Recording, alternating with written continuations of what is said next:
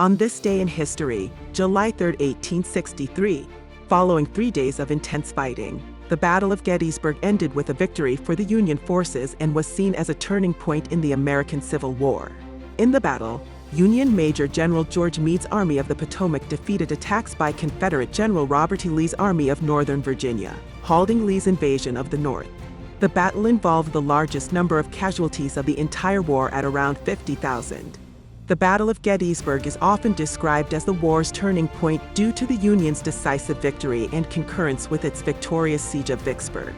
After his success in Chancellorsville in Virginia 2 months prior, General Lee led his army north in what is known as the Gettysburg Campaign. Lee's army collided with General Meade's army in Gettysburg, Pennsylvania on July 1st. A successful assault from the north and northwest was able to collapse the Union army and send them retreating. On the second day of battle, the Union army assembled in a defensive formation resembling a fishhook.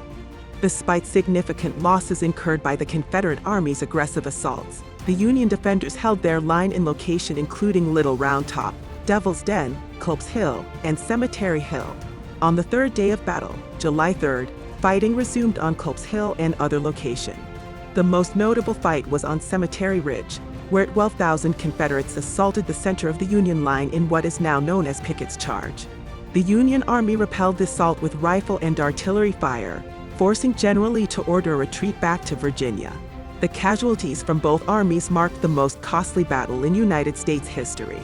Later that year on November 19, President Lincoln used the dedication ceremony for the Gettysburg National Cemetery to honor the fallen Union soldiers and redefine the purpose of the war in his historic Gettysburg address. It remains one of the best-known speeches in American history.